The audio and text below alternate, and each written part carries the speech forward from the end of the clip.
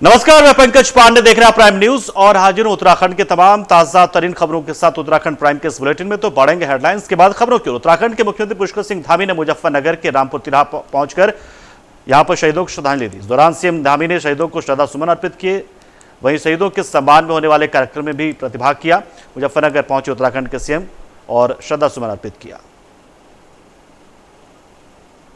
सबसे पहले तो हमारे आंदोलनकारियों द्वारा जो राज्य निर्माण के लिए सही गई कठोरतम पीड़ाओं में से एक इस धाम पर आयोजित, इसको हम कह सकते हैं कि एक ऐसा धाम जहां पर राज्य आंदोलन के लिए बहुत बड़ा आंदोलन हुआ, बहुत सारी यातनाएं, बहुत सारी पीड़ाएं, क्रूरतम तमाम प्रकार से यहाँ पर लोगों ने, हमारी माताओं बहनों ने जिसको सहन किया, उसकी बरसी के अवसर पर मैं एक एक आंदोलनकारी को, एक एक शहीद के परिजनों को, शहीदों को, सबको मैं आज इस अवसर पर मैं सादर नमन करता हूँ, प्रणाम करता हूँ कि निश्चित रूप से हम कह सकते हैं कि उत्तराखंड बनाने के लिए चलाए गए आंदोलन के दौरान जितने जख्म मिले, उसमें से अगर कोई सबसे बड़ा जख्म था, सबसे गहरा जख्म था, जो आज भी इतने लंबे कालखंड के बाद भी 2 अक्टूबर 1994 से लेकर आज तक लगातार ये 30वां वर्ष होने को है। लगातार हम प्रत्येक वर्ष उनका स्मरण करते हैं, प्रत्येक वर्ष यहाँ पर बरसी का कार्यक्रम आयोजित करते हैं। तो मैं कह सकता हूँ कि ये सबसे गहरा जख्म था जो कभी भरा नहीं जा सकता है। इस अवसर पर आप सब जानते हैं, शांतिपूर्वक आंदोलन कर रहे उत्तराखंडियों को ये घाव ये आज तक नहीं भरा और प्रदेश का एक एक जन आज भी इसके दर्द को महसूस करता है। पिछले वर्ष हमारे महेंद्र भट्ट जी, इनकी पूज्य माता जी, इस पूरे आंदोलन में किस प्रकार से उन्होंने भाग लिया था, आप गत वर्ष बहुत भावुक हो गए थे। और इस राज्य आंदोलन में जो रामपुर तिराहा कांड में गोलीकांड हुआ था, उस गोलीकांड में रविंदर रावत जी, सत्येंद्र चौहान जी, गिरीश भद्री जी, राजेश लखेड़ा जी, सूर्य प्रकाश थपलियाल जी, अशोक कैसिव जी और राजेश नेगी जी, ये उनकी शहादत हुई। उनकी शहादत की बदौलत ही ये उत्तराखंड राज्य बनने का मार्ग प्रशस्त हुआ। मैं आज इस अवसर पर उनको भी नमन करता हूं। इसके साथ साथ जो 1 सितंबर 1994 को खटीमा का गोलीकांड हुआ, जहां मैं भी पला बड़ा, जहां से आया, मैंने स्वयं 1 सितंबर 1994 के उस गोलीकांड को, उस आंदोलन को देखा। कितनी बर्बरतापूर्वक पुलिस ने लाठियां चलाई, गोलियां चलाई, किस तरह से अपने पैरों के नीचे आंदोलन करने वालों को कुचल दिया गया। वो बहुत ही दर्दनाक दृश्य था और उसको हमने अपनी आंखों के सामने देखा। हजारों हजार आंदोलनकारियों पर जिस प्रकार से गोलियां और लाठियां चलाई गई, उसकी परिणति हुई कि अगले दिन 2 सितंबर 1994 को मसूरी में गोलीकांड हुआ और उसके ठीक 1 माह बाद दिल्ली जा रहे निहत्थे आंदोलनकारियों पर, हमारे भाइयों पर, बहनों पर, इसी जगह पर, ये मुजफ्फरनगर की धरती पर, उस समय की तत्कालीन सरकार समाजवादी पार्टी की सरकार थी। समाजवादी पार्टी की सरकार और केंद्र में उस समय कांग्रेस की सरकार, जो मौन होकर ये सब देखती रही, उनके मुंह से एक शब्द भी उस समय नहीं निकला। भाइयों बहनों, मैं कह सकता हूं कि उत्तराखंड के अंदर तो हमने, जहां उत्तराखंड की जनता ने लगातार हमको सेवा करने का अवसर प्रदान किया, 23 साल उत्तराखंड राज्य स्थापना के हो गए और हर बार उत्तराखंड के अंदर एक परिपाटी चलती थी, एक मिथक चलता था कि चुनाव होता था, एक बार एक पार्टी की सरकार बन जाती थी और दूसरी बार दूसरी पार्टी की सरकार बन जाती। पहली बार उत्तराखंड की जनता ने इस मिथक को तोड़ने का काम किया और उत्तराखंड के अंदर लगातार हमको सेवा करने का अवसर दिया। मुख्यमंत्री पुष्कर सिंह धामी ने आज मुख्यमंत्री आवास पर राष्ट्रपिता महात्मा गांधी और पूर्व प्रधानमंत्री लाल बहादुर शास्त्री की जयंती के अवसर पर उन्हें श्रद्धासुमन अर्पित किए, श्रद्धांजलि दी। वहीं सीएम धामी गांधी पार्क भी पहुंचे और बापू की मूर्ति पर माल्यार्पण कर उन्हें नमन किया। मुख्यमंत्री ने कहा कि गांधी जी ने सत्य और अहिंसा के मार्ग पर चलने के लिए सबको प्रेरित किया है।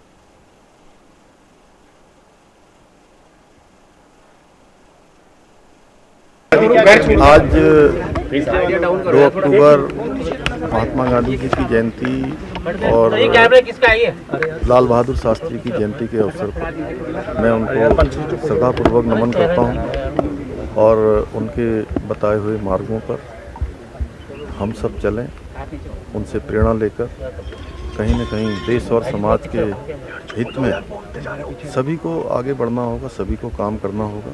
आज हमारे देश के यशस्वी प्रधानमंत्री मोदी जी बापू के सपनों को पूरा करने के लिए, स्वच्छ भारत बनाने के लिए उन्होंने देश के अंदर अनेकों अभियान प्रारंभ किए हैं। उन अभियानों को गति मिल रही है। लाल बहादुर शास्त्री ने जिन किसानों और जवानों की बात की थी, उसमें अनुसंधान और विज्ञान जोड़कर माननीय प्रधानमंत्री मोदी जी के नेतृत्व में वो भी आगे बढ़ रहा है। निश्चित रूप से आज हम उनको याद कर रहे हैं, उनका स्मरण कर रहे हैं कि उन्होंने अपने जीवन को देश और समाज के लिए लगाने का काम किया। मैं उन्हें अपनी श्रद्धांजलि अर्पित करता हूं।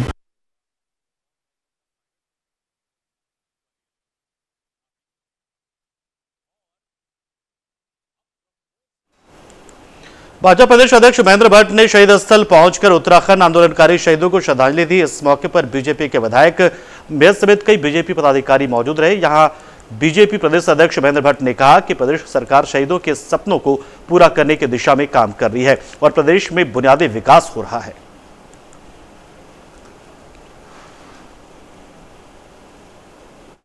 देखिए, आंदोलनकारी सपने के दृष्टिकोण से मैं कह सकता हूं कि प्रथम दृष्टि 3 विषय महत्वपूर्ण थे राज्य निर्माण के। पहला था अवस्थापना व्यवस्थाओं को दुरुस्त करना। तो आज मैं कहता हूँ काफी प्रगति दिशा में हुई है। आज प्रत्येक गांव तक सड़क गई है, हर घर में बिजली है, हर घर में पानी है। दूसरा स्वास्थ्य सुविधा के दृष्टिकोण से था, तो मैं आज ये कह सकता हूँ कि अगर राज्य के समय हमारे पास केवल 2 ही स्वास्थ्य केंद्रों में आईसीयू की सुविधा, तो आज लगभग पूरे प्रदेश के अंदर स्वास्थ्य सुविधाओं में सुधार का कार्य किया गया है। रोजगार के क्षेत्र से भी कह सकता हूँ कि अब पूरे प्रदेश के अंदर स्वरोजगार की एक किरण जगी है। उसको धामी जी ने अभी भी इन्वेस्टमेंट समिट के माध्यम से अनेकों उद्यमों को लाने का प्रयास हो रहा है। मैं कह सकता हूँ कि समय लगेगा, क्योंकि अभी राज्य निर्माण के शुरुआती दिन हैं और मैं कह सकता हूँ धीरे धीरे चौमुखी विकास का राज्य बनेगा और आने वाला समय ये उत्तराखंड राज्य का है और धीरे धीरे पूरे देश के पर्यटन क्षेत्र के रूप में ये राज्य हमारे सम्मुख होगा। देहरादून में पीएम मोदी के जन्मदिन से शुरू हुए बीजेपी सेवा पखवाड़े का आज आखिरी दिन था। बीजेपी का यह सेवा पखवाड़ा 15 दिनों तक चला, जिसमें पार्टी की ओर से कई सेवा कार्यों का आयोजन किया गया। इस संबंध में बीजेपी प्रदेश महामंत्री खिलेंद्र चौधरी ने बताया कि आज सेवा पखवाड़े का अंतिम दिन था और इस मौके पर हम लोगों ने कई सारे सेवा का कार्य किया जनता के बीच पहुंचकर। जनता के बीच में जाकर सेवा के काम करना, सफाई अभियान चलाना, अस्पतालों में फल वितरण करना और ब्लड डोनेट कैंप लगाकर और विभिन्न प्रकार के सफाई के काम करके हमने सेवा पखवाड़े को, जो सेवा के काम है, समाज के अंदर जाकर भारतीय जनता पार्टी की उपस्थिति रहे। भारतीय जनता पार्टी का कार्यकर्ता हर सेवा के काम में लगता है। तो ये विशेष रूप से सेवा पखवाड़ा यानी 15 दिन का कार्यक्रम हमारा था। आज अंतिम दिन है और आज महात्मा गांधी जी और लाल बहादुर शास्त्री जी की जयंती है, उसको भी हम बूथ लेवल पर मना रहे हैं। सभी कार्यकर्ता उत्साह के वातावरण में उनको श्रद्धा सुमन अर्पित करते हुए उनको याद कर रहे हैं। उनके जो आदर्श हैं उन पर चलकर हम भारतीय जनता पार्टी के आदर्शों के साथ जोड़कर भारतीय जनता पार्टी आगे बढ़ रही है। देहरादून में 2024 के लोकसभा चुनाव को लेकर बीजेपी ने अपनी तैयारियां तेज कर दी, जहां पर बीजेपी प्रदेश मीडिया प्रभारी मनवीर चौहान का कहना है कि जिस तरह से 3 दिनों तक बैठकों का दौर चला, ऐसे में बूथ स्तर को मजबूत करने पर विचार मंथन किया गया है। आपको बता दें कि 2014-2019 के लोकसभा चुनाव में बीजेपी प्रदेश के 5 लोकसभा सीटों को जीत चुकी है। एक बार फिर बीजेपी 5 लोकसभा सीट जीतने की तैयारी में है। निश्चित रूप से हमारे राष्ट्रीय नेतृत्व आदरणीय 20 सतीश जी का 3 दिवसीय प्रवास हमारे प्रदेश में रहा और उनके द्वारा विभिन्न प्रकार की बैठकें ली गई, जिसमें हमारे प्रदेश पदाधिकारी माननीय कुछ विधायकगणों से, माननीय मंत्रीगणों से, माननीय मुख्यमंत्री जी के साथ, माननीय प्रदेश अध्यक्ष जी के साथ उनकी अलग अलग बैठकें हुई और बैठकों का लक्ष्य एक ही है। 2024 के चुनाव में हम जो राष्ट्रीय नेतृत्व ने 51% मत हासिल करने का जो लक्ष्य रखा है उसको प्राप्त करना है और इसके लिए पार्टी की रणनीति बनाई गई है। उनका मार्गदर्शन भी हमको प्राप्त हुआ और आगे हमारा अभी बूथ स्तर पर बूथ सशक्तिकरण अभियान चलाया जा रहा है, द्वितीय चरण। इसके साथ ही बूथ की जो हमने कमेटियां बनाई हैं, भारतीय जनता पार्टी के द्वारा 11 सदस्यीय कमेटियां बनाई गई हैं, उन कमेटियों का सत्यापन का भी कार्यक्रम किया जा रहा है। देहरादून के कांग्रेस भवन में पार्टी कार्यकर्ताओं ने महात्मा गांधी और लाल बहादुर शास्त्री जयंती का आयोजन किया। इस दौरान कार्यकर्ताओं ने बापू और शास्त्री जी को श्रद्धा सुमन अर्पित कर श्रद्धांजलि दी। इस दौरान कांग्रेस प्रदेश अध्यक्ष ने कार्यकर्ताओं को संबोधित किया। उन्होंने बीजेपी पर तंज कसते हुए कहा कि आजकल राष्ट्रपिता के मार्ग पर चलने की बहुत आवश्यकता है, क्योंकि देश को जाति और धर्म में बांटकर अपना स्वार्थ सिद्ध किया जा रहा है, जबकि जय जवान जय किसान का नारा भी चरितार्थ होता नजर नहीं आ रहा है। फौज में भी असुरक्षा का भाव आ गया है। सर, आज राष्ट्रपिता को याद किया जा रहा है, किस रूप में देखते हैं आप उनके कार्यक्रम? राष्ट्रपिता जी पिता को और लाल बहादुर शास्त्री दोनों को हम लोग याद कर रहे हैं, क्योंकि इस समय जिस तरीके के चैलेंजेस सोसाइटी को हैं, देश को हैं, उसका एक ही उपाय है कि हम गांधी के रास्ते पे चलते हुए, लाल बहादुर शास्त्री के दिखाए हुए रास्ते पे चलते हुए अपने देश को सुरक्षित कर सकें। जिस तरीके से बॉर्डर्स सुरक्षित है और किसान असुरक्षित है, हमारे फौज असुरक्षित है। एक तरफ किसान आंदोलन में 700 किसान मर जाते हैं और एक मंत्री के पुत्र की गाड़ी के नीचे कुचलकर 5 किसानों की हत्या हो जाती है, लेकिन कुछ नहीं होता। दूसरी तरफ अग्निपथ योजना की वजह से हमारी फौज में अब केवल 4 साल के लिए फौजी भर्ती हो रहे हैं, जिससे उनका भविष्य चौपट हो रहा है, देश की फौज कमज़ोर हो रही है। तो जय जवान जय किसान का जो नारा लाल बहादुर शास्त्री ने दिया था, आज उस नारे की सर्वाधिक ज़रूरत मुझे महसूस होती है कि भारत की सुरक्षा के लिए, भारत कि किसानों की सुरक्षा के लिए, भारत की फौज की सुरक्षा के लिए जय जवान जय किसान के नारे की जो प्रासंगिकता है वो आज सर्वाधिक है।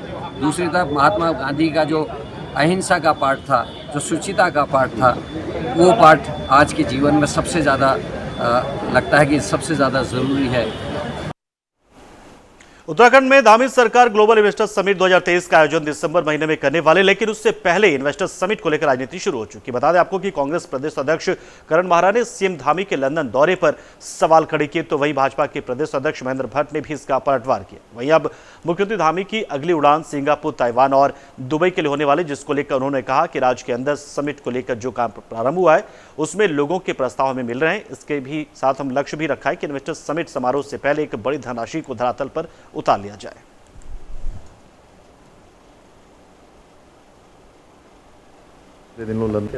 देखिए, एक हमने राज्य के अंदर एक काम जो इन्वेस्टर समिट के रूप में प्रारंभ किया है, उसमें निश्चित रूप से बहुत सारे लोग अब लगातार जुड़ रहे हैं, लगातार लोगों के प्रस्ताव आ रहे हैं और हमने इस बार यह भी लक्ष्य लिया है कि जब 8 और 9 दिसंबर को इन्वेस्टर समिट का समारोह होगा, उससे पहले हम एक बड़ी धनराशि, एक बड़ी निवेश की राशि ग्राउंडिंग के रूप में पहले ही हम उसको जो है उतार लेंगे और उसके बाद ये क्रम हमारा लगातार चलता रहेगा। जहां पिछले दिनों लंदन में प्रतिनिधिमंडल गया था, दिल्ली में कर्टन रेजर हुआ था, अभी 4 अक्टूबर को दिल्ली में रोड शो होने वाला है। देश के अन्य शहरों में भी, मुंबई है, अहमदाबाद है, बंगलौर है, सभी जगह हमारी टीमें जा रही हैं और विदेशों के भी जो कार्यक्रम आगे प्रस्तावित हैं उनमें भी हम लोग प्रतिभाग करेंगे। हमें उम्मीद है हमारे सामने एक बड़ा अवसर ये इन्वेस्टर समिट के रूप में है कि आज पूरी दुनिया के जो उद्योग समूह से जुड़े हुए लोग हैं, निवेशक हैं, आज वो भारत की ओर आ रहे हैं, क्योंकि दुनिया के अंदर हमारे आदरणीय प्रधानमंत्री मोदी जी के नेतृत्व में भारत के प्रति लोगों की आस्था बढ़ी है, विश्वास बढ़ा है और कहीं ना कहीं इसके कारण से निवेशकों का रुझान भी आज दुनिया के दूसरे देशों से हमारे देश की ओर हो रहा है। हम प्रयास कर रहे हैं कि उत्तराखंड में भी अधिकतम निवेश आए, हमारे सभी नौजवानों को, युवाओं को रोज़गार से जुड़ने का अवसर मिले, उनको अपने घरों में ही जो हमारे नौजवान युवा हैं उनको बड़ी संख्या में रोजगार उपलब्ध हो। और खबर पौड़ी से, जहां पर जिले में आज पूर्व मुख्यमंत्री मेजर जनरल भुवन चंद्र खंडूड़ी का जन्मदिन बीजेपी कार्यकर्ताओं ने बड़े धूमधाम के साथ मनाया। इस मौके पर बीजेपी कार्यकर्ताओं ने पूर्व मुख्यमंत्री की स्वस्थ जीवन और लंबी उम्र की कामना करते हुए मुख्यालय स्थित जिला चिकित्सालय में मरीजों के लिए फल वितरण कार्यक्रम भी चलाया। इस मौके पर विधानसभा अध्यक्ष ऋतु भूषण खंडूड़ी के समन्वय के अधिकारी जसपाल रावत समेत कई भाजपा कार्यकर्ता मौजूद रहे। तो हमारा जो स्वच्छता पखवाड़ा जो भारतीय जनता पार्टी का चल ही रहा है और कल हमारे परम पूजनीय महात्मा गांधी जी का भी जन्म दिवस है 2 अक्टूबर के दिन। तो आज हमने जो है शहर के अनेक स्थानों पर माननीय सांसद जी, विधायक जी, नगर पालिका अध्यक्ष जी के साथ मिलकर के भारतीय जनता पार्टी के अनेक कार्यकर्ताओं ने जो है स्वच्छता अभियान चलाया।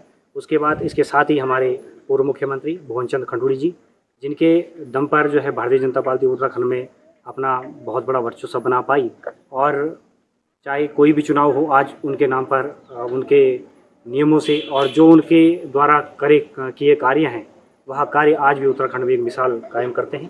तो ये आज उनके जन्मदिवस पर हम सभी भारतीय जनता पार्टी के कार्यकर्ताओं द्वारा यहाँ पर जो है फल वितरण कार्यक्रम किया गया और उसके साथ ही जो यहाँ पर जो मरीज यहाँ पर थे उनके स्वास्थ्य के बारे में पूछा गया कि क्या हालचाल उनका है। तो चमोली में स्वच्छता ही सेवा पखवाड़े और गांधी जयंती के अवसर पर जिला स्तरीय क्रॉस कंट्री दौड़ का आयोजन किया गया। बता दें आपको कि स्पोर्ट्स स्टेडियम गोपेश्वर में खेल विभाग की ओर से आयोजित क्रॉस कंट्री दौड़ 3 वर्गों में आयोजित की गई, जो नगर के विभिन्न हिस्सों से होते हुए गिगरान मार्ग से वापस स्टेडियम लौटी। दौड़ के समापन पर सभी वर्ग में 5वें स्थान तक आने वाले प्रतिभागियों को पुरस्कृत किया गया है।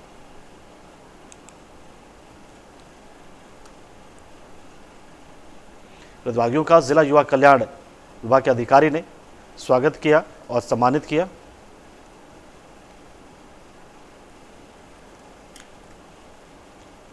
भगवानपुर सामुदायिक स्वास्थ्य केंद्र में आयुष्मान भव कार्यक्रम के अंतर्गत एक सभा का आयोजन किया गया। इस दौरान मुख्य अतिथि के रूप में पहुंचे डॉक्टर धन सिंह रावत ने प्रदेश में 17 सितंबर से 9 नवंबर तक आयुष्मान कार्ड बनाए जाने को लेकर बात की। उन्होंने कहा कि 17 सितंबर से 9 नवंबर तक पूरे प्रदेश में 100% आयुष्मान कार्ड बनाने का संकल्प है। जिस गांव में 100% लोगों के आयुष्मान कार्ड बन जाएंगे उस गांव का आयुष्मान गांव घोषित कर दिया जाएगा।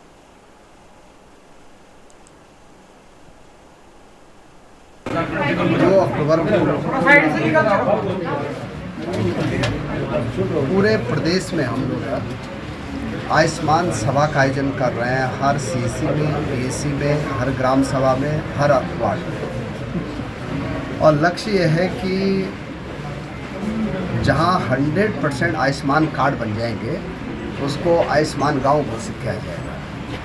दूसरा टारगेट यह है कि जिस गांव या कस्बे में 100% लोगों का टीबी का इलाज हो जाएगा उसको टीबी मुक्त वार्ड और टीबी मुक्त गांव बनाने का टारगेट रखा गया है। अभी तक हमारे राज्य में 61 लाख लोगों ने आवाहिटी बना दी और 53 लाख लोगों ने अभी तक आयुष्मान कार्ड बना दिए। हमारा टारगेट यह है कि 9 नवंबर तक जब राज्य स्थापना दिवस होगा तो 100% लोगों के आयुष्मान कार्ड बन जाए, 100% लोगों की आवाहिटी बन जाए और जो हमारा भगवानपुर हॉस्पिटल है उसकी आज समीक्षा बैठक में मैंने कहा है और यहाँ पे जो भी कमियाँ होंगी उसको पूरा किया जाएगा, क्योंकि हमारी प्राथमिकता सबका साथ सबका विकास की है और हर व्यक्ति की इलाज कैसे ठीक हो उसकी प्राथमिकता।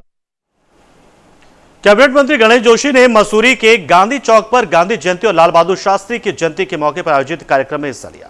इस दौरान कैबिनेट मंत्री ने राष्ट्रीय ध्वज फहराया। साथ ही उन्होंने महात्मा गांधी और पूर्व पीएम लाल बहादुर शास्त्री की मूर्ति पर पुष्पांजलि अर्पित कर उन्हें श्रद्धांजलि दी। आज जहां राष्ट्रपिता महात्मा गांधी जी की जयंती है, वहीं भारत के पूर्व प्रधानमंत्री श्री लाल बहादुर शास्त्री जी की भी जयंती है। और आज इन महापुरुषों को नमन करते हुए मैं लोगों से अपील करता हूं कि हमें इन्हें बताए हुए मार्ग पर रहना चाहिए।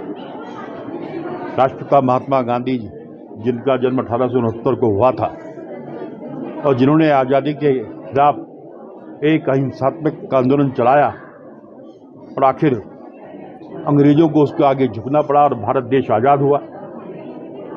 वहीं लाल बहादुर शास्त्री जी, जिन्होंने जय जवान जय किसान का नारा दिया था, जिन्होंने एक बहुत गरीब परिवार में जन्म लेने के बाद भी इन ऊंचाइयों को छुआ, ये हमारे लिए, हमारी पीढ़ी के लिए प्रेरणा स्रोत हैं।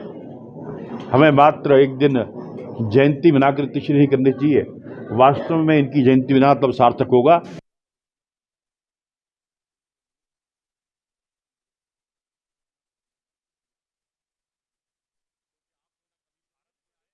गांधी जयंती के मौके पर कार्यक्रम का आयोजन किया गया, जहां पर बीजेपी के कई वरिष्ठ पदाधिकारियों ने बापू को याद करके उन्हें श्रद्धांजलि दी। इस दौरान लाल बहादुर शास्त्री को भी याद करते हुए श्रद्धांजलि दी गई। यहां बीजेपी प्रदेश महामंत्री खिलेंद्र चौधरी ने कहा कि महात्मा गांधी ने जो सत्य और अहिंसा का मार्ग हमें बताया है, कार्यकर्ताओं ने उस पर चलने का संकल्प लिया है।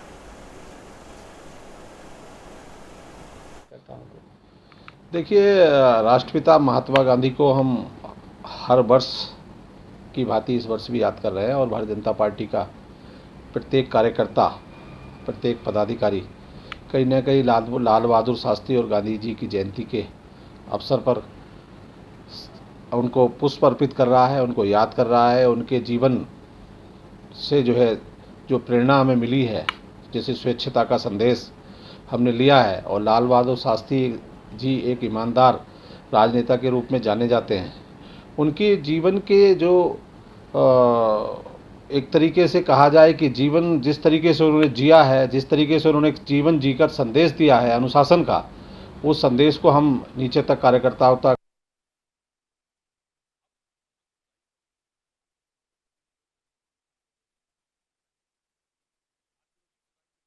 मसूरी में गांधी जयंती और लाल बहादुर शास्त्री की जयंती पर आयोजित कार्यक्रम में मंत्री गणेश जोशी ने मूर्ति पर माल्यार्पण कर श्रद्धांजलि दी। इस दौरान उन्होंने महात्मा गांधी की मूर्ति और पूर्व प्रधानमंत्री लाल बहादुर शास्त्री के चित्र पर पुष्पांजलि अर्पित कर उन्हें भावपूर्ण श्रद्धांजलि दी।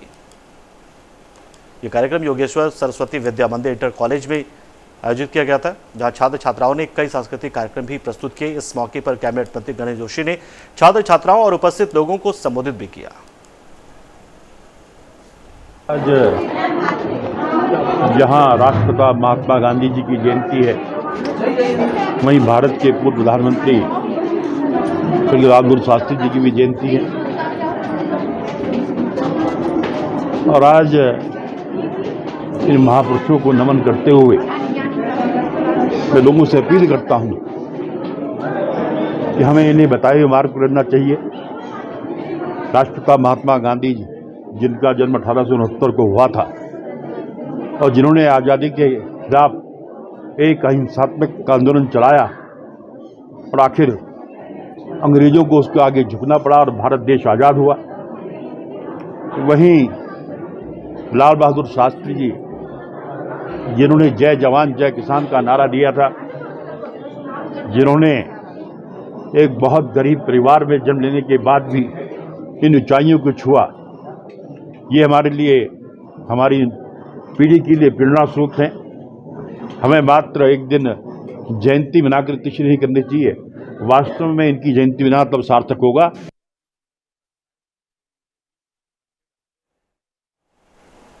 और इस बुलेटिन में इतना ही, लेकिन खबरों का सिलसिला प्राइम न्यूज पे लगातार जारी, तो आप बने रहिए हमारे साथ।